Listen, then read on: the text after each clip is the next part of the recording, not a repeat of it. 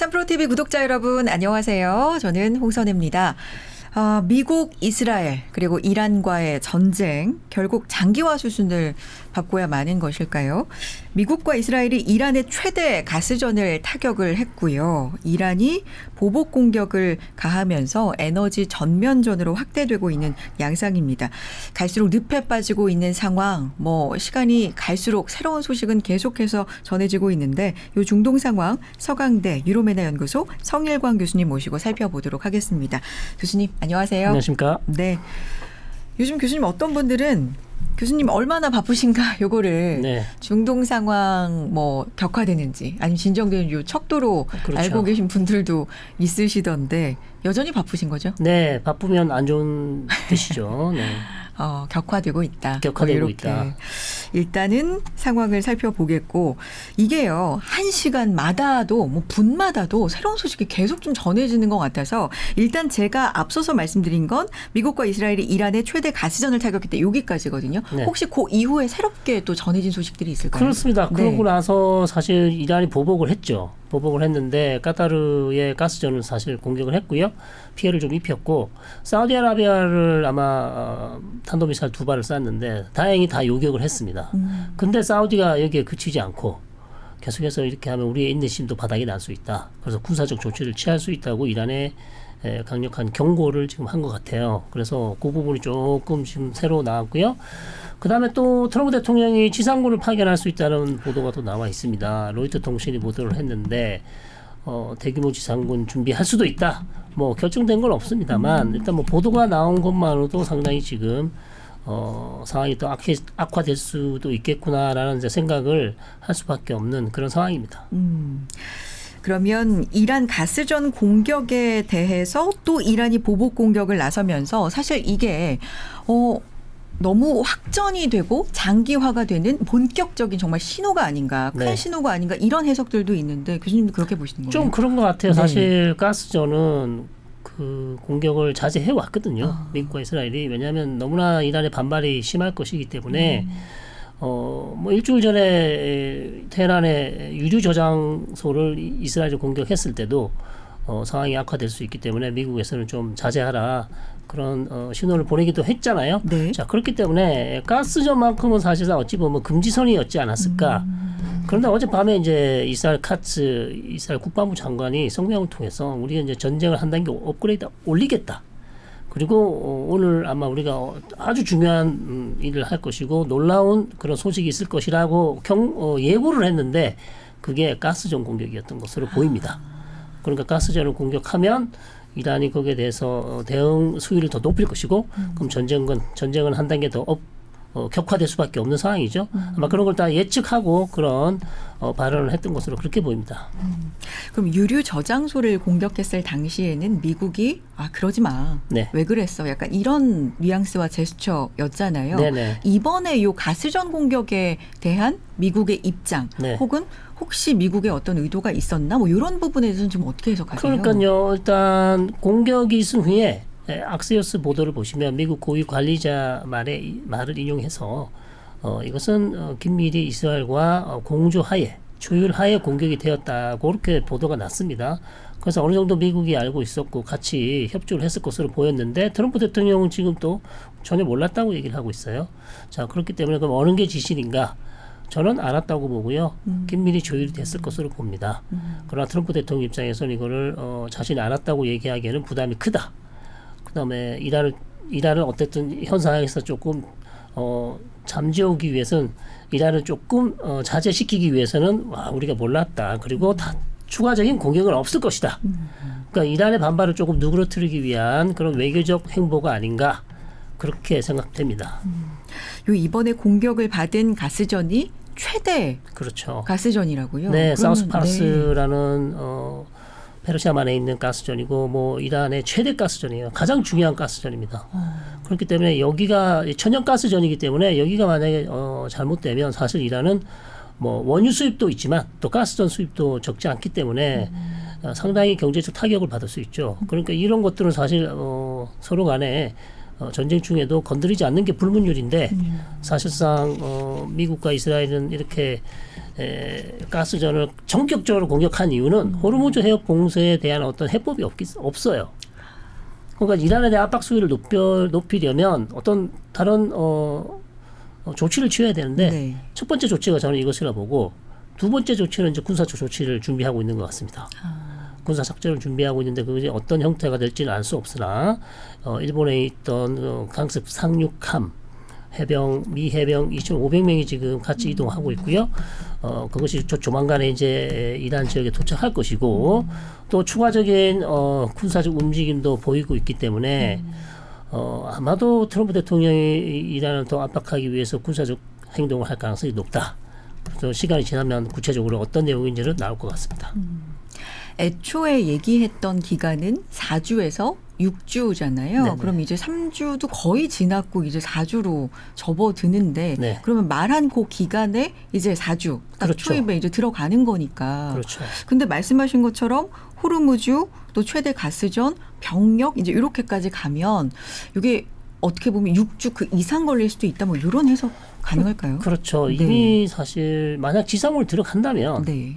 지상군 들어가는 군사 작전이 시작된다면 사실 뭐 6주 가지고는 이제는 부족하죠. 네, 6주는 넘어간다.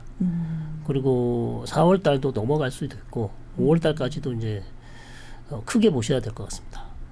만약 지상군이 들어가지 않는다면 뭐 어느 정도 뭐 4주에서 뭐 6주 아니면 7주 정도. 그러나 만약에 지상군이 이제 파견되면 시간도 많이 걸리고요. 그다음 작전 기간도 길어지고 그다음에 부상자도 많이 나올 것이고 그렇다면 이제 전쟁의 방향이 뭐 추가적인 또 증원을 해야 될 필요도 생길 수도 있는 것이고 변수가 또 많이 생기는 거죠. 사실 지상군 들어가지 않았을 때는 변수가 별로 없습니다. 근데 지상군이 들어가게 되면 여러 가지 변수들이 발생하기 때문에 전쟁 기간이 더 길어질 가능성이 상당히 높습니다. 그 최대 가스전에 이어서 그렇다면 이제 이런 생각도 해보게 되거든요. 하르그 섬을 얼마 전에 네. 이제 군사 시설을 공격을 했을 때 말 그대로 에너지 쪽은 이제 안 하고 네. 군사 시설이었는데 어쩌면 에너지도 우리 할 수도 있어. 네. 그럼 그 다음은 혹시 하르그 섬의 에너지 네. 쪽을 또 건들지 않을까 이런 시나리오도 가능한 그렇죠. 거 아니에요? 네. 트럼프 대통령은 어쨌든 뭐 이번에는 군사 시설만 공격한다. 인프라는 전혀 건드리지 않겠다. 일종의 이제 금지선을 넘지 않겠다는 그런 입장이었는데 그러나 얼마든지 내가 상황이 안 좋아지면 저기 오일 터미널 인프라도 건드릴 수 있다고 얘기를 했기 때문에 그것이 어떤 방식이 될지는 모르겠습니다. 뭐 실제로 오일 터미널을 공격을 해서 제거를 시킬지 아니면 하르그 섬을 점령을 해서 이란의 오일 수출을 전혀 못하도록 밸브를 잠글 것인지 다양한 방법을 생각해 볼 수 있죠. 그래서 그런 것들도 아마 지금 고려를 할 거예요. 다만 하르그 섬을 점령하는 것은 그렇게 쉬워 보이지 않는다. 왜냐하면 미국의 군함이 사실상 호르무즈 해협을 통과해서 그 안쪽까지 제일 한쪽이란 말이에요. 저 안쪽 이란 영토 아주 가까운 곳입니다. 네네. 호르무즈에서도 한참 더 들어가야 돼요. 그럼 도대체 미국의 항모가 호르무즈 그 좁은 그 길을 수로를 통해서 저 안까지 들어갈 수 있을지 들어가다가 또 이란의 공격을 받을 수도 있는 것이고 여러 가지 이제 군사 작전의 위험성이 상당히 크기 때문에 사실 이런 작전은 뭐 대부분의 군사 전문가는 좀 어렵다. 할 수는 있으나 너무나 피해가 클 것으로 보이기 때문에 안 하는 게 나은 그런 군사 작전이라는 얘기도 많이 하고 있습니다. 그러니까 할 수도 물론 있지만 네. 현실적으로 네. 거기까지 어떻게 갈 것인가, 뭐 그렇죠. 공격은 어떻게 피할 것인가 이런 부분으로 보면 그렇게 가능성이 아직은 높지 않아 보인다. 네. 네, 라는 말씀이시네요. 교수님 애초에 이제 분쟁이 시작이 되고 전쟁이 시작이 됐을 때 어느 정도 기간 솔직히 교수님이 예상하셨어요? 저는 네. 뭐 일단 트럼프 대통령이 4주라고 6주라고 했으니까 뭐 기본 4주는 갈 수 있겠다. 네. 그러나 지지난 한 일주일 전이죠. 트럼프 대통령이 전쟁 속도가 우리가 예상했던 것보다 훨씬 빠르게 진행되고 있다. 우리의 성과가 빨리 나오고 있다 그러고 조만간에 이런 시일 내에 전쟁을 중단할 수도 있다고 얘기했잖아요. 자, 그렇다면 그 당시에는 분명히 출구 전략을 찾으려 했을 거예요. 네. 그리고 이란과의 어떤 물밑에서 대화가 되고 있었어요. 그 당시에는 추측을 해보면 그래서 상당히 긍정적인 생각을 가지고 있었는데 순간 모든 것이 바뀌면서 호르무즈 해협을 이제 이란이 봉쇄를 하기 시작합니다. 그러면서 전쟁의 방향이 이제 호르무즈 전쟁으로 바뀌게 되죠. 자, 그러면서 이제 상황은 급속도로 악화되고 이란 쪽에서 나오는 신호는 우리는 전쟁을 끝낼 준비가 안 되어 있다. 전쟁 시작은 당신이 할 수 있으나 전쟁 종결은 우리가 한다. 그리고 전쟁 휴전에 즉 조건들을 계속 내기 시작하죠. 미국과 이스라엘 다시는 이란을 공격하지 않는다는 약속을 해달라. 그다음에 배상을 해달라. 그렇죠. 그다음에 중동 지역에서 특히 걸프 지역에서 미군이 떠나가야 된다. 여러 가지 조건을 얘기하면서 상황은 급속도로 악화되고 휴전 가능성은 낮아지게 되는. 자, 그러면서 트럼프 대통령은 이제 더 이상 전쟁이 빨리 끝난다는 얘기를 하지 않게 되고 군사적 옵션을 사용하게 되고 그다음에 지금 말씀드린 이제는 이란에 대한 압박 수위를 높이기 위해서 가스전도 공격하는 그러니까 전술이 완전히 바뀌게 됩니다. 그렇게 된 이유는 이제 교착 상태라는 거죠. 물밑에서 진행 중이던 휴전 협상이 교착 상태이기 때문에 이란을 압박하기 위한 새로운 수단을 마련해야 했고 그런 것들이 지금 트럼프 대통령이 지금 준비하고 또 진행되고 있는 그런 상황이죠. 물밑에서 협상이 진행이 되고는 있었지만 이게 네. 좀 교착 상황이 되면서 조금 더 기간이 길어지고 있다. 네네. 이런 말씀이신데 이제 지켜는 봐야 되겠지만 이란의 새 최고 지도자 모이스타바가 중재국들이 휴전 제안을 했는데 이제 거절했다. 그렇죠. 이런 얘기가 이제 전해졌습니다. 네. 요것 또한 일단은 조금 더 뭔가 협상을 얻어내기 위한 그 과정으로 봐야 될까? 이란의 속내는 뭐가 있을까요? 이란도 휴전을 하고 싶죠.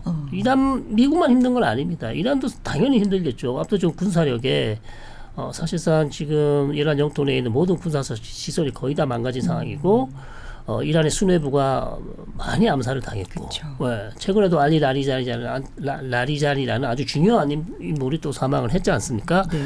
그러나 이란 입장에서는 이번 기회에 미국에게 우리가 강력히 요구를 해야 된다. 언제까지 우리가 이렇게 계속 침략을 받을 수 있냐? 그렇다면 힘들지만 현 시점에서 시간이 가고 계속 호르무즈해협을 봉쇄를 하고 있으면 그래도 우리한테 조금은 전략적으로 유리하다고 판단하는 것 같아요. 그렇기 때문에 이제 휴전 조건을 계속 지금은 유지하고 있죠. 그러나 시간이 지나면 휴전 조건, 지금 유지하고 있는 휴전 조건을 조금 기대치를 낮출 겁니다. 거기서 이제 타협점을 찾아야 되는 거죠. 그러니까 기본적으로 이란도 휴전을 원하고 있으나 지금은 아니다. 아직은 버틸 수 있다고 생각하는 것 같아요.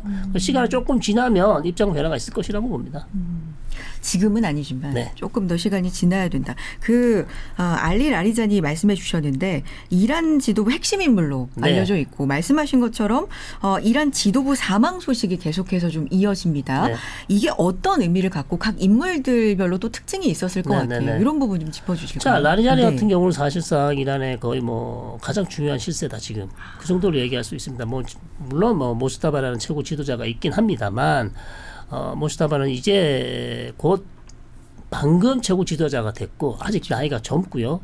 그다음에 지금 부상이 있는지 전혀 지금 언론에 그다음에 목소리도 들을 수 없는 상황이에요. 그렇죠. 그래서 보이지 않는 상황이기 때문에 사실 존재감이 좀 없잖아요.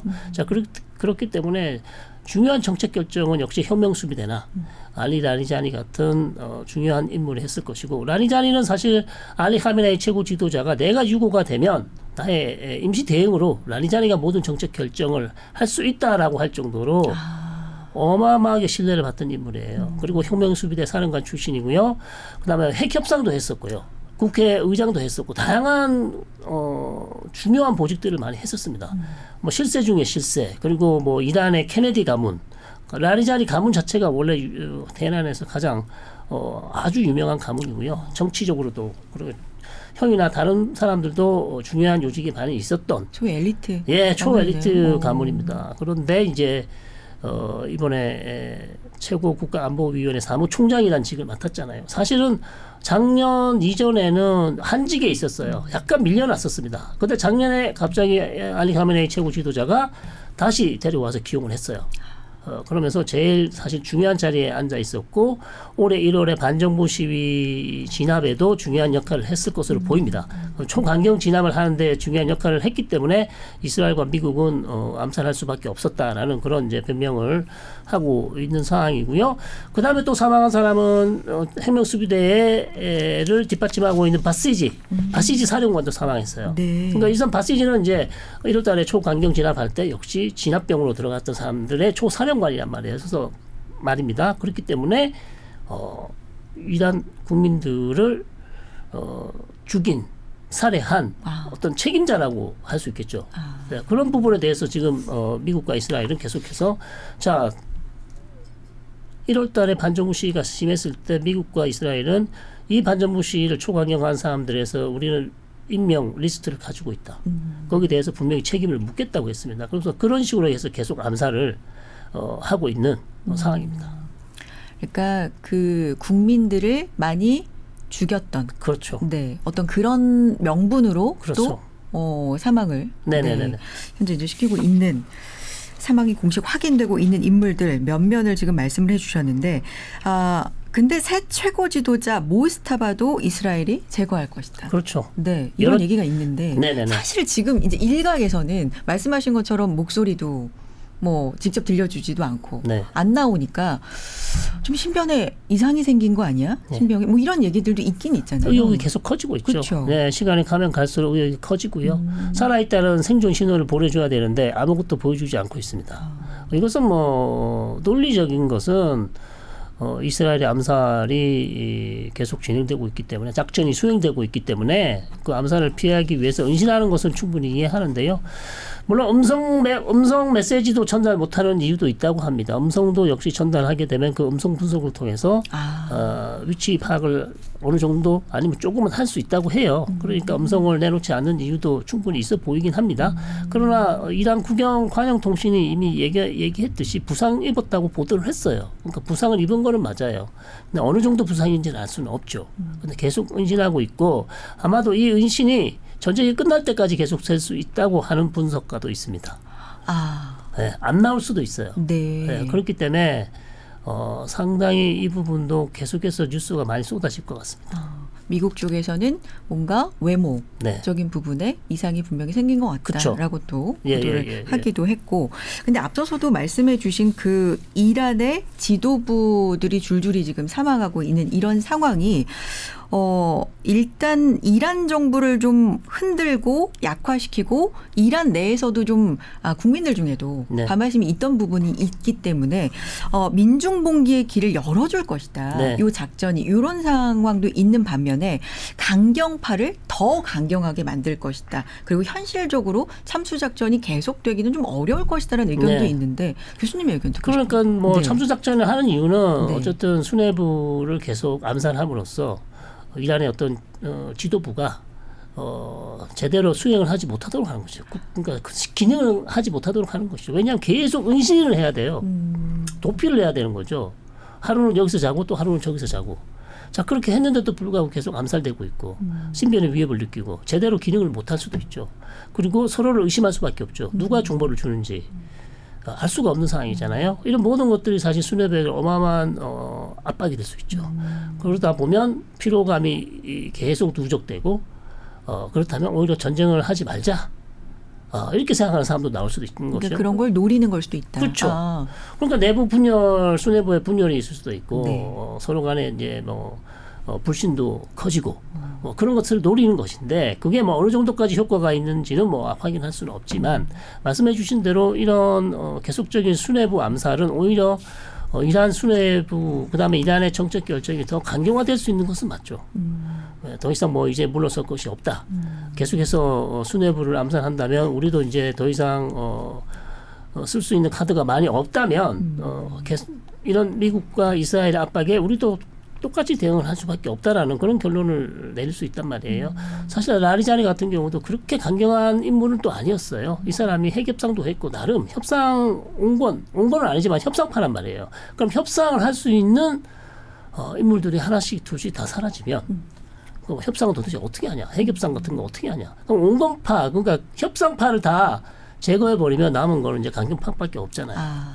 그게 이제 문제라는 겁니다. 그렇다면 추후에 뭐 핵협상이 어떻게 진행될지 모르겠지만 어쨌든 대화를 통해서 모든 것을 지금 휴전도 해야 되고요. 네.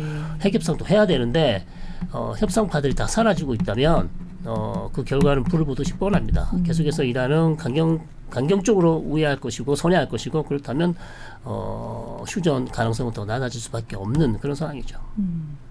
이런 가운데 미국의 대테러 센터의 수장인 조 켄트라는 인물이 자진 사퇴를 했는데 요 인물이 누구고 자진 사퇴한 게 이번 일에서 어떤 의미를 갖는지도 좀 설명 마가 부탁드려요. 출신인 것 같아요. 마가. 마가. 네. Make America Great Again. 네. 그래서 아주 트럼프 대통령을 지지를 많이 했었죠. 열성 선거. 지지자. 예. 아. 그래서 예를 들면 뭐 폭스 뉴스의 터크 칼슨, 네. 그다음에 스티븐 배너 이런 사람들이 대체적인 가장 유명한 마가 출신인데 이 사람들이 트럼프 대통령 지지했던 이유는 대통령이 선거 캠페인 기간 더 이상 우리는 세계 전쟁에 휘말리지 않겠다. 고립주의 정책을 추진하겠다. 그래서 우리는 더 이상 세계 경찰이 될 수도 없고 될 필요도 없다. 그러니까 아메리카 퍼스트잖아요. 그렇죠. 미국 중심주의로 가겠다고 했는데 말은 그렇게 했는데 행동은 전혀 그렇지 않잖아요. 계속해서 전쟁에 휘말리게 되고 특히 작년에도 전쟁을 했었죠. 그건 짧게 했었습니다만 이번에는 아예 전면전을 하고 있단 말이에요. 이런 것들을 우리 켄트가 봤을 때는 말과 행동이 다르다. 더군다나 이스라엘이 계속해서 나타냐후가 트럼프 대통령을 계속 끌고 가는 거 아니냐. 속인다. 거기에 설득당하고 있다. 원래 대통령은 원하지 않는데 계속 설득당해서 지금 어쩔 수 없이 전쟁을 하고 있다. 이런 것들에 대한 불만이죠. 그렇기 때문에 내부 이너서클에서 이런 사임을 했기 때문에 이게 이제 트럼프 행정부의 어떤 정당성의 균열이 가는 거 아니냐. 그다음에 전쟁의 정당성의 균열이 간다. 특히 이제 이번 전쟁에 있어서 예방 전쟁 그러니까 이란이 미국을 직접적인 임박한 위협이 될 수 있다는 걸 근거로 해서 전쟁을 시작했단 말이죠. 근데 솔직히 이란이 무슨 지금 당장 핵무기를 가지고 있는 것도 아니고 대륙간 탄도탄이 아주 좋은 게 있어서 뭐 캘리포니아를 완전히 쓸어버릴 수 있는 그런 미사일을 가지고 있는 것도 아니기 때문에 임박한 위험이라고 도대체 할 수 있는 게 뭐가 있냐.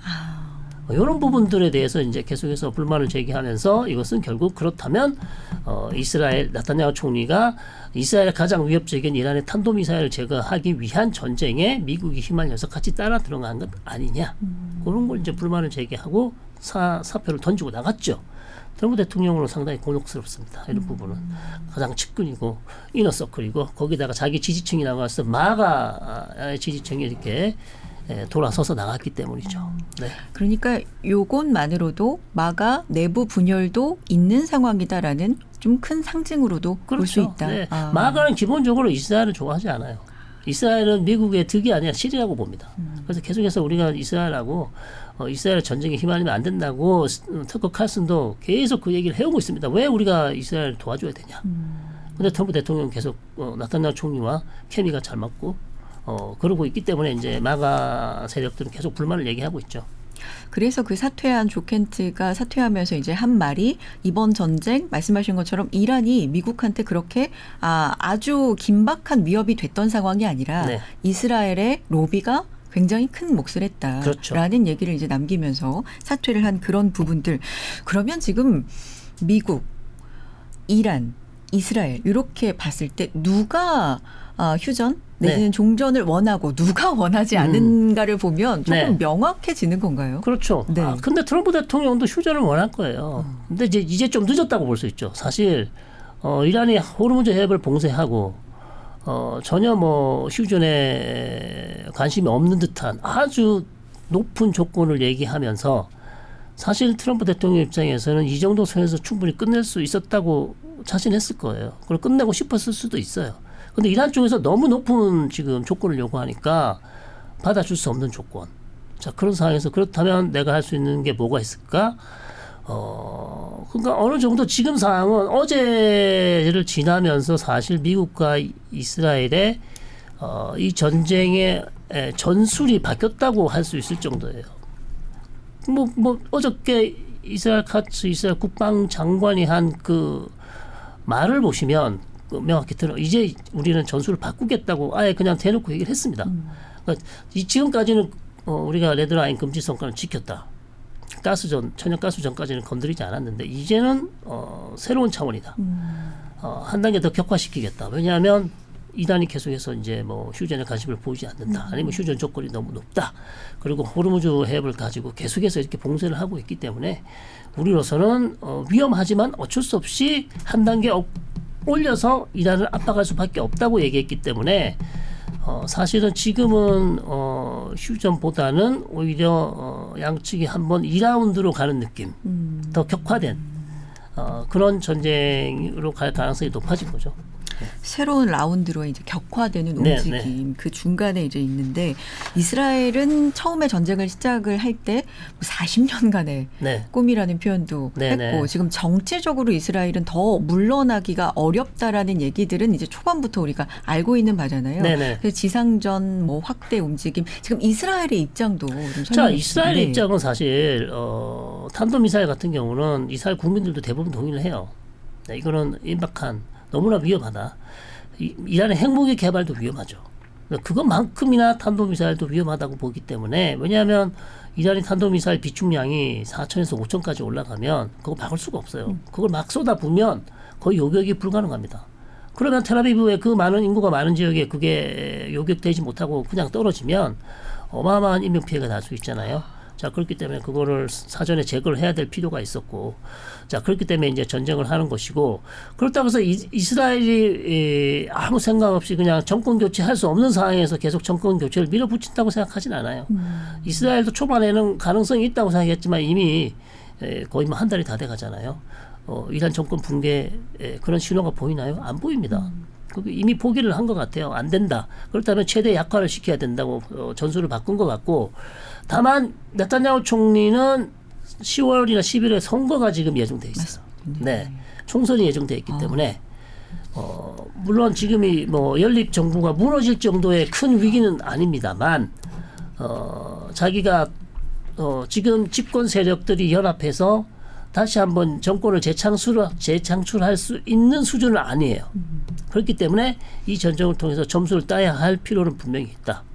그렇기 때문에 여기서 좋은 성과를 내야 된다는 겁니다. 자, 그렇기 때문에 전쟁을 좀 더 해야 될 필요성도 있고 좋은 성과를 내야 될 필요성이 있기 때문에 아무래도 트럼프 대통령보다는 나타냐후 총리가 전쟁을 좀 더 할 필요가 있어 보입니다. 네. 그 40년간 이제 꿈 뭐 네. 이런 표현을 쓴 거는 미국을 등에 업고 혹은 이제 그렇죠. 도움을 받고 같이 전쟁을 하는 뭐 그렇죠. 이런 상황을 이제 얘기를 네, 한 네, 네, 거잖아요. 네, 네. 그렇다면 미국이 뭐 좀 더 강하게 하지 말자. 뭐 이렇게 하면은 끝나는 뭐 이렇게 단순하게 생각한다면 네. 뭐 이렇게도 볼 수 있는 거예요. 그렇죠. 관계가 저는 어때요? 기본적으로 트럼프 대통령이 뭐 지금은 아니지만 네. 지금은 또 훨씬 좀 격화되는 분위기지만 네. 어느 정도 정리가 되면 이제 전쟁을 중단해야 되겠다고 결정한다면요. 나타냐후 총리가 거기에 대해서 반대할 수가 없어요. 예를 들어서 뭐 하루 더 늦춰달라 이런 걸 할 수 있겠죠. 3, 4일 정도 조금 더 필요하다. 그렇게는 해줄 수 있어요. 근데 전쟁을 중단하고 싶은데 계속하고 싶다. 그럼 트럼프 대통령이 그럼 계속하자라고 할 것인가. 그건 트럼프 대통령이 결정할 문제예요.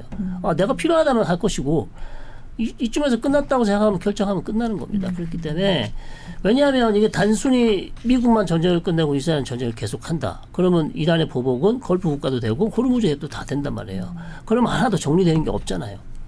그러면 유가는 계속 오를 거고. 그거는 트럼프 대통령이 원하는 시나리오가 아니란 말이에요. 그러니까 전쟁이 끝나면 반드시 같이 끝난다고 보셔야 될 것 같습니다.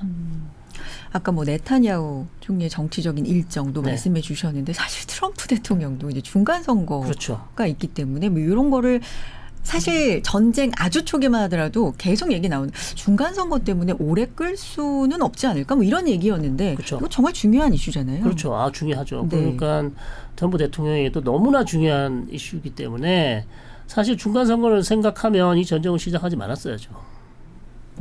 누가 봐도 이 전쟁은 좀 무리한 전쟁이었다. 오바마, 바이든 그 많은 대통령들이 있었습니다. 그리고 다 이란과 핵협상을 했었고 이란을 못마땅하게 생각했겠죠. 그리고 이란을 이런 식으로 밀어붙이고 싶었겠죠. 왜 안 했을까요? 네. 다 상황이 이렇게 될 줄 알았으니까. 다 이유가 있어서 안 했어요. 그런데 왜 트럼프를 했냐? 그거는 이제 트럼프 대통령은 자신감에 꽉 차 있었고, 또 베네수엘라도 아주 작전을 자기 생각에는 너무 쉽게, 그래서 아주 분기 충전, 하여튼 기분이 엄청 좋았겠죠. 그러니까 이란도 그 정도로 할 수 있을 것이다. 그런 근거 없는 낙관론에 좀 빠져 있었고, 그 다음에 이스라엘이 적극 도와줄 것이라고 또 믿었고, 뭐 실제로 도와주고 있습니다만. 전쟁 초반에 어느 정도 알리 하메네이 최고 지도자를 암살하면 이 정권이 사실 좀 붕괴되지 않을까라는 그런 낙관적인 생각을 했던 것 같아요. 그러나 상황은 걷잡을 수 없는 오히려 통제되기 어려운 자기가 원했던 방향으로 가지 않고 있기 때문에 오히려 저는 이게 중간 선거에 득이 될지 실이 될지 오히려 더 실이 될 가능성이 높아졌어요 지금. 그렇다면 트럼프 대통령의 숙제는 너무 더 어려운 숙제죠. 자, 전쟁이 어려운 상황에서 이제 성과를 내고 점수를 딸 수 있는 뭔가를 만들어내야 되는, 그거 없이 그냥 끝내기는 어려운. 그러나 이미 일주일 전에는 그걸 할 수 있었어요. 그러면 뭐 혁명 수비대 어느 정도 약화시켰고 알리 하메네이 최고 지도자도 암살을 했고 이 정권을 어마어마하게 약화를 시켰다. 이 정도 성과면 괜찮다 하고 끝내고 싶었으나 제 생각에 이란이 그걸 허락을 안 해줬을 거란 말이에요. 협상이 좀 어려워졌다. 그렇죠. 이란 쪽에서는 못 끝낸다. 우리는 당신은 끝내더라도 우리는 전쟁을 계속 한다고 했다면 트럼프 대통령이 끝내고 싶어도 끝낼 수가 없었겠죠. 그러면서 상황은 좀 악화된 거 아닌가 저는 그렇게 보고 있습니다. 이게 전쟁이 길어지면 길어질수록 왜 그런 거 있잖아요. 초반에 이 전쟁 왜 시작했지? 네. 명분이 뭐였지? 그래서 지금 초반에 그 이유는 어떻게 되고 있지? 이런 네. 것들. 이게 사실은 핵 그렇죠. 협상 핵협상. 얘기였는데. 그러니까 이제 트럼프 대통령 입장에서는 핵협상이 잘 되면 전쟁을 할 필요가 없다고 수차례 얘기했습니다. 2월 달에요. 그리고 핵협상이 만약 안 되면 결렬되면 나는 전쟁을 할 수밖에 없다고 여러 차례 경고를 했어요. 그리고 그거를 이제 이란도 잘 들었겠죠. 그렇기 때문에 이란도 준비를 계속 했었습니다. 최악의 경우 전쟁을 해야 되기 때문에. 자, 그랬기 때문에 트럼프 대통령 입장에서는 자기가 여러 차례 얘기한 거를 안 할 수는 없었겠죠. 전쟁을 사실 자기 생각에도 이 전쟁이 그렇게 중요한 전쟁은 아니에요. 안 해도 되는 전쟁. 자기가 미리 약속을 했잖아요. 핵협상이 안 되면 나는 군사적 수단을 써서라도 당신을 굴복시키겠다고 얘기했고 전략 자산을 한 달 반이나 쭉 그렇게 오랫동안 배치를 했어요. 자, 그런 상황이기 때문에 전쟁을 피하기는 솔직히 어려웠다. 다만 이란이 합의가 잘 됐으면 전쟁 안 해도 됐겠죠. 근데 이란 쪽에서는 이제 합의를 해줄 의향이 없었기 때문에 그러나 다만 이 핵 문제가 해결됐냐? 그것도 지금 불분명해요. 그러게요. 네. 450kg의 고농축 우라늄, 60% 이상 농축된 우라늄이 지금 이스파한 핵시설 밑에 있다고 하는데 그걸 지금 가져오지도 못하잖아요. 파괴도 못하잖아요. 그리고 핵시설은 어느 정도 망가뜨렸지만 오히려 더 중요한 고농축 우라늄을 지금 회수를 하지 못하고 있는 상황. 그럼 이걸 어떻게 할 것인가? 이거 회수 못하고 그냥 전쟁을 끝낼 것인가? 아니면 이걸 회수하기 위해서 또 어마어마한 위험한 모험을 감행할 것인가? 다양한 지금 핵 문제도 사실 해결이 안 된 그런 상황입니다. 처음에 출발점이 그건데. 네. 이 부분도 지금 살펴봐야 될 게 많고 해결된 건 딱히 불분명해 보인다. 네. 이란이 그런 가운데 아랍에미리트, 사우디, 바레인 이렇게 걸프국을 향한 공습도 지속하고 있는 상황이 특히 이 아랍에미리트의 이제 입장이 사실 걸프국 중에 좀 피해가 가장 큰 국가 중에 하나라고 하는데 근데 트럼프 파병 요구에 또 유일하게 선택 들어준 국가이기도 하고 아랍에미리트를 집중 공격하는 이란의 의도 이런 관계들도 좀 설명해 주세요. 아랍에미리트는 사실 뭐 그렇게 밉보인 것은 없는데 이스라엘하고 이제 평화협정을 맺었잖아요. 관계 정상화를 했습니다. 2020년에 아브라함 협정. 그래서 이제 걸프 아랍 국가로는 최초로 이스라엘과 관계 정상화를 했죠. 이게 트럼프 1기 때 만들어진 건데 트럼프의 가장 중요한 외교 성과예요. 이걸 인정해 줘야 됩니다. 사실 이스라엘과 걸프 국가 평화협정이 없었는데 유일하게 아랍에미레이트가 맺었고요. 그거를 지금 트럼프는 계속 확장하고 싶어 했죠.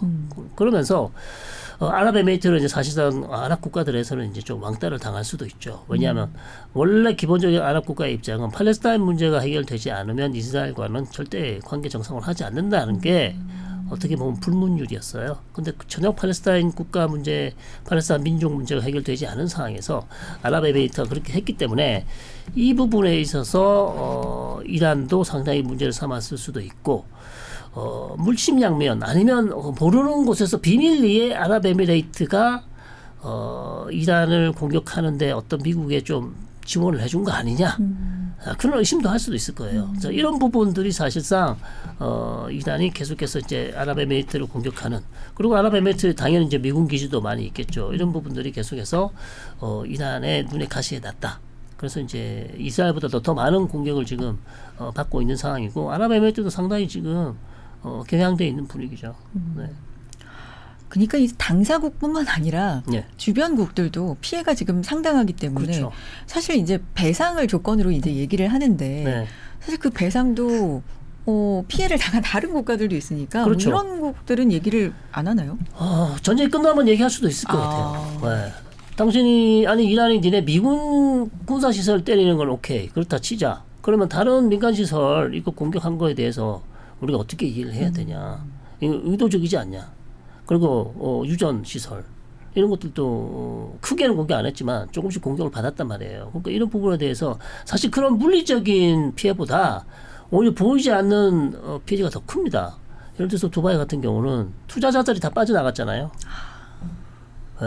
관광업 완전 셧다운 됐죠. 그리고 거기에 많이 살던 부자들 돈 빼서 다 나갔죠. 투자 없어졌죠.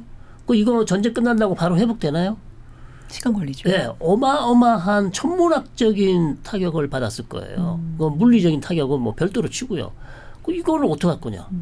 그러니까 두바이는 사실 이거 상상도 안 되는 일이에요. 왜냐하면 두바이는 이란 사람들이 그렇게 많이 살고 있고, 거기서 비즈니스도 많이 하고 있고, 그다음에 이란의 제재 회피를 위해서 가장 좋은 도시가 바로 두바이였단 말이죠. 자, 이런 상황에서 이제 이런 일이 생겼기 때문에 아마도 전쟁이 끝나면 일단 뭐 배상 얘기도 나올 거고, 이란과의 관계 재조정도 나올 수도 있어요. 왜냐하면 충격을 너무 많이 받았기 때문에 결국 이것은 어떻게 보면 패착이다. 효과적이긴 했어요. 그러니까 걸프 국가들이 트럼프 대통령에게 전쟁을 중단하라고 뭐 전화 통화는 했겠습니다만 오히려 패착이 된 건 이런 걸프 국가들이 드디어 이란이 본색을 드러냈구나. 과거에는 우리가 좋을 때는 인사하면서 잘 지냈는데 힘들어지니까 본색을 드러내고 역시나 이란은 이란이네. 우리를 공격 안 한다고 약속을 여러 차례 했는데 힘들어지니 안면 몰수하고 우리 공격하는구나. 요거거든요. 그러니까 오히려 이스라엘과 더 가까워질 가능성이 있어요. 미국과 이스라엘과 더 가까워질 가능성이 있어요. 왜냐하면 한 번 공격했는데 또 다음에 안 한다는 보장이 없고 이번 공격에서 너무나 큰 충격을 받았기 때문에 도대체 우리가 이란을 어떻게 신뢰할 수 있냐. 그래서 이건 좀 패착이 될 가능성이 높다 이렇게 봅니다.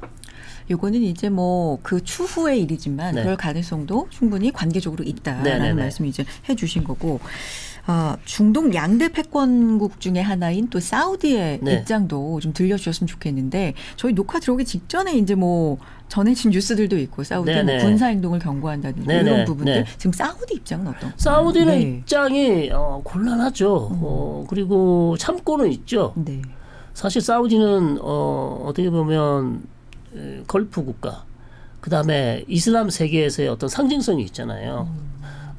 메카 메디나를 즉 이슬람의 1대 2대 성지를 지금 보호하고 있는 어떤 그런 왕국으로서의 어떤 상징성이 있는 국가인데 그리고 사이즈도 제일 크잖아요. 인구가 제일 많습니다. 네. 3천만, 4천만이 되는데 말이죠. 그러니까 아랍에미리트하고는 비교가 안 됩니다. 자, 이런 국가가 지금 이란의 공격에 뭐 큰 피해는 없으나 문제는 이란이 공격하려고 했던 시도를 했잖아요. 동부에 있는 가스저를 공격하려 했고 수도 리야드에 탄도미사일을 날렸어요. 다행히 그걸 요격을 했단 말이죠. 이거는 도발 행위죠. 이걸 그냥 아무 일 없었다는 피해를 안 입었기 때문에 그냥 넘어갈 수 있냐? 못 가죠. 이거는. 그러니까 지금 사우디 입장에서는 지금 강력한 경고를 하고 있고 이 부분에 대해서 어떤 조치를 취할지는 모르겠으나 아직까지는 뭐 군사 행동을 할 것 같지는 않아요. 네. 왜냐하면 직접적인 피해가 없었기 때문인데 그러나 사우디 입장에서는 이거는 이란과의 관계도 재조정할 수도 있고요. 향후 미국에 대해서 사우디는 이미 뒤에서 미국에게 요청을 했어요. 이번 기회에 이란을 무너뜨려야 된다. 그런 보도들이 계속 났어요. 그러니까 이란 입장에서는 기분이 좀 나쁠 수 있으나 사우디는 아마도 저는 충분히 그런 얘기를 미국에 했을 가능성이 높습니다. 네. 이번 기회에 이란을 무너뜨리지 않으면 이란은 미국을 종이 호랑이로 볼 것이다. 전쟁 전에 이런 얘기를 했단 말이에요. 저는 그게 맞다고 봅니다. 네. 그래서 왜냐하면 이란 걸프 국가들이 가장 두려워하는 국가는 이스라엘이 아니고 물론 작년에 이스라엘이 또 까타르 도하를 공격해서 걸프 국가들이 한번 난리가 났었죠. 그러나 여전히 이란이 가장 위험한 국가다라고 다시 한번 생각할 수 있는 그런 상황이 됐어요. 실제로 그걸 보여주고 있기 때문에 그래서 이란과의 관계는 여러 가지 관계 재조정이 있을 가능성이 있다 봅니다. 교수님이 요즘에 이제 바쁘게 이런 상황을 네. 분석하시고 이제 여러 군데에서 전해주시는데 네. 이제 실시간으로 쏟아지는 내용들이니까요. 네, 그렇죠. 네. 제일 힘든 질문이 이게 아닐까 싶은데 예측하시겠어요? 뭐 언제 끝날까요? 이런 질문을 그렇죠. 제가 이제 그러니까 예상이 물론 힘들지만 네. 시나리오별로 좀 생각을 해보면 해보자면 네. 어쨌든 전쟁이 지금 미국의 군사 작전이 지금 준비가 되고 있잖아요. 그렇죠. 이게 이제 어떤 형태의 군사 작전이 될지 그리고 시간이 얼마나 걸릴지 그냥 특수부대만 보내서 짧게 끝나는 작전이 될지 아니면 아까 소두에 말씀드린 뭐 대규모 지상군 파병을 준비하고 있는지 투입을 준비하고 있는지 알 수가 없어요. 그러니까 그 결정에 따라서 전쟁의 길이는 달라지겠죠. 그래서 짧게 한다면 뭐 5월까지도 볼 수 있는 것이고 만약에 대규모 지상군 그러니까 뭐 특수부대 플러스 정규군까지 포함해서 이렇게 들어간다면 이 전쟁은 사실 뭐 이제는 진짜 차원이 다른 전쟁. 결국 이럴 때 쓰는 표현이 있죠. 미국이 이제 수렁에 빠진다. 베트남전처럼 이렇게 가는 거 아니냐. 사실 초반에 그런 얘기 많이 했었어요. 그렇게 되지 않겠습니까? 근데 대부분의 중동 전문가들은 그 정도는 아닐 겁니다라고 얘기했었죠. 그러니까 저는 계속해서 이제 오버랩이 됩니다. 우크라이나 전쟁 초기에 빨리 네. 끝난다 했었죠. 네, 대부분은 러시아의 어쨌든 승리로 끝나지 않을까 했는데 지금 뭐 5년째입니까? 뭐 이렇게 오래 기로지고 있는데 그렇게 되지 않기를 바라고 있는데 상황은 계속해서 이제 안 좋은 쪽으로 가는 것 같아요. 지금 좀 좋은 쪽으로 출구 전략을 찾는 듯 했으나 그게 실패하자 상황은 급속도로 악화되고 있는 그런 상황이다. 그래서 뭐 4월 달은 기본이고요. 길어지면 5월 뭐 이렇게까지 갈 수 있는 그런 상황입니다. 지금. 근데 사실 클라이막스가 있어야 네. 완화되는 국면도 있고 이제 끝으로 그렇죠. 가는 거니까 그렇죠. 네. 이런 격화되는 움직임이 나올 때마다 클라이막스 이제 가는 거다. 네. 오히려 정점을 찍고 내려올 수 있으니 오히려 그렇죠. 이런 게 조금은 긍정적인 시각도 있긴 있더라고요. 근데 아직까지는 그렇게 그렇죠. 판단하기 좀 이른가요? 클라이막스를 향해 달려가고 있다고 봐야죠. 클라이막스는 아니고 네. 향해서. 네. 왜냐하면 군사 작전을 한다면 그게 클라이막스가 될 수 있잖아요. 클라이막스를 향해서 달려가고 있다. 만약 군사 작전이 없다면 어느 정도 뭐 이제 다 했구나라는 생각을 할 수 있지만 지금 느낌은 군사 작전을 준비하고 있는 것이고 그리고 이번에 가스전도 사실 살살 때렸다고 해요. 절반 정도만 어느 정도 여지를 남겨두기 위해서 그렇다면 또 추가적으로 악화되면 더 격화될 수 있는 그런 상황도 될 수 있기 때문에 아직은 클라이막스를 보지 않았다. 그래서 상황은 좀 더 지켜봐야 되는 그런 상황입니다. 교수님 앞서서 이제 초반에 말씀해 주신 것처럼 이 전쟁이 어떻게 보면 호르무즈 전쟁이라고 할 정도로 그쵸. 핵심은 이제 호르무즈인데 이란의 거의 유일하지만 정말 강력한 카드 아니겠습니까? 네. 호르무즈 해역. 그렇죠. 네. 근데 여기를 이제 위안화 결제 국가 뭐 8개국 네. 어딘지는 모르겠지만 이제 예측은 가능한데 요렇게는 통과한다 이런 이슈가 있어서 네네. 지금 이런 전쟁에 조용히 웃고 있는 국가는 러시아, 중국 뭐 네. 이렇게 우리가 많이들 얘기를 하는데 그렇죠. 이런 관계들도 좀 볼 필요가 있을 것 같아요. 그렇죠. 러시아는 네. 이제 유가가 올라가서 좋죠. 자기가 지금 판매하고 있는 유가가 올라가고 그 다음에 인도가 러시아산 원유를 수입하는데 이제 제재를 풀어주고 그 추가적인 제재도 가능하고 왜냐하면 유가를 낮추기 위해서는 러시아산 원유를 풀어야 되기 때문에 그러니까 오히려 어마어마한 득을 보고 있죠. 그런 상황이고 중국은 기본적으로 이제 이란의 우방국이잖아요. 특별 전략적 동반 관계 뭐 이런 관계도 맺고 있고 그러다 보니 이제 이란 입장에서는 호르무즈 해협이 사실상 봉쇄되지 않았다. 물리적으로 그냥 인도 그다음에 중국, 파키스탄, 투르키예 이런 서막들은 다 지나갔다. 그리고 위안화 결제만 하면 얼마든지 우리가 다시 항해를 허용하겠다고 얘기를 하고 있어요. 그럼 결국 이거는 갈라치기고요. 결국 우리 쪽으로 와라. 미국 쪽에 붙지 말고 그 다음에 무슨 뭐 지금 다국적 굴을 보내서 호르무즈 해협을 해제를 한다고 하는데 봉쇄가 되지 않았다. 그거 할 필요 없다. 그걸 아예 그냥 그 아이디어 자체의 정당성을 훼손시키는 거죠. 그러면서 얼마든지 우리와 대화하면 호르무즈 해협 다 지나갈 수 있으니까 우리와 대화를 하자. 그러니까 친미에서 이제 친이란 국가로 만들겠다는 거예요. 서로를 갈라치기 위해서 미국의 외교력을 훼손시키고 오히려 이란이 지금 호르무즈 해협을 어떻게 뭐 하려는 게 아니다. 다 우리 편만 되면 우리와 대화만 되고 미국이 아닌 그러니까 반미 전선에 서 있는 국가들은 얼마든지 여기를 통과할 수 있다는 그런 외교적인 압박으로 사용하고 있는 거죠. 근데 이제 호르무즈 해협이 전 세계 이제 에너지, 특히 이제 아시아 국가한테 더 훨씬 더 그렇죠. 물론 비중이 크긴 하지만 이걸 이렇게 공공재라는 개념으로 좀 볼 수 있지 않아요? 맞죠. 사실 이거는 특정 국가가 소유할 수 있는 게 아니죠. 그래서 이거를 이렇게 이런 식으로 봉쇄 효과를 내는 것은 물리적 봉쇄는 아니지만 사실상 봉쇄를 하고 있는 것은 국제법상도 안 되고 그렇게 해서도 안 되죠. 자, 그러면서 그 문제에 대해서는 사실상 많은 사람들이 얘기를 안 하고 있어요. 이렇게 하는 것이 마치 미국에 대항하기 위한 어떤 적법한 적절한 행동이다. 뭐 다른 방법이 없기 때문에 그리고 미국의 압도적인 군사력에 이제 피해를 받은 피해 국가 이란이 할 수 있는 마지막 수단이니 마치 괜찮다라고 생각하시면 또 안 되죠.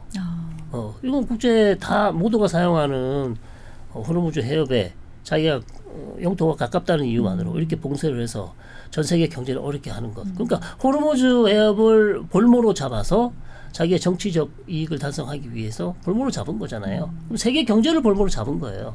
나쁜 짓이죠. 그럼 이것도 추후에 네. 얘기가 될 가능성, 적법이나 그렇죠. 그렇게까지는 하진 않겠지만 엄밀히 말씀드리면 이 행위도 뭐 결코 칭찬받을 수 없는 비난받아야 할 행위라고 할 수 있죠. 네. 알겠습니다. 교수님과 이렇게 얘기를 좀 나눠봤는데 이게 뭐 4주가 되어 가다 보니까 네. 이제는 장기화 국면 또 제 2라운드에 이제 진입이라고 말씀을 해주셨으니까 네네네.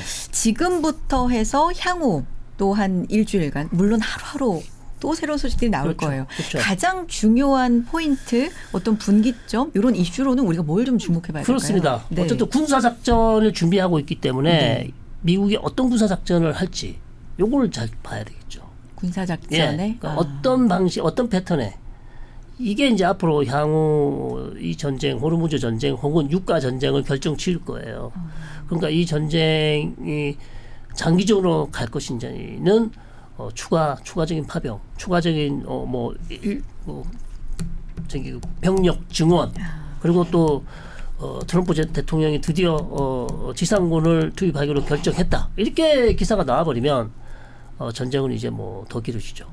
그러니까 그 부분이 가장 중요한 것이고 그다음에 추가적으로 미국과 이스라엘이 이란을 압박하기 위해서 또 어디를 공격할 것인지 또 추가적인 혹시 공격이 있을 까 물론 트럼프 대통령 추가적인 가스전 공격은 없다고 얘기는 했습니다. 그러니까 이걸로 일단락 될 수도 있지만 상황은 또 바뀔 수 있잖아요. 그다음에 이란의 보복 공격도 이걸로 일단락 될 것인지 그냥 카타르 LNG 저 가스전 공격으로 일단락 될 것인지 아니면 또 추가적인 보복 공격이 있을지 이런 것들도 중요해요.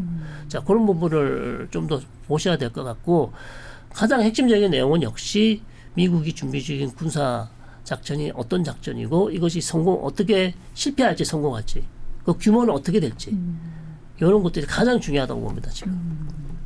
군사작전의 강도와 규모 네. 또 이제 들어간다면 성공, 네. 실패, 성패 여부 이런 그렇죠. 것들이 가장 중요하다. 이게 이제 규모가 좀 커지면 더 장기화되는 걸로 그렇죠. 봐야 된다. 네네. 신호다. 네네. 네, 알겠습니다. 오늘 여기까지 듣겠고요. 교수님 건강 잘 챙기셔야 될 것 같아요. 감사합니다. 네. 네. 서강대 이로메데 연구소 성일광 교수님 함께했습니다. 고맙습니다. 고맙습니다. 사업을 하거나 창업을 준비하고 있습니까? 그렇다면 지금 가장 잘하고 있는 사람에게 배워야 하겠죠. 두나무 부회장부터 리디 대표까지 유니콘급 창업가 10명에게 직접 배우는 10주간의 여정 앙트러프러너십 칼리지 2기에서 다시 펼쳐집니다. 이에라이프 스타일은 가구 구독하는 스타트업으로 지금은 삼성전자, 썬퍼니처와 함께 인테리어 구독을 처음으로 선보이는 현장에서 인사드립니다. 정말 하시기 나름만큼 가져가실 수 있었던 것 같습니다. 저는 강사님부터 동료 같은 우리 수강생까지 정말 폭넓게 이야기를 했었고요. 실제로 강사님들 중에서는 신규 프로젝트 구독 서비스에 같이 하는 것들도 지금 실제 검토를 하고 있는 부분도 있고요. 진짜 시간과 돈을 들여서 구하기 힘든 실마리를 찾아갈 수 있기 때문에 저 같은 대표님들은 참석해 보셔도 좋겠다고 추천드립니다. 앙트러프너너십 칼리지 2기 지금 바로 영상 하단 링크에서 신청하십시오.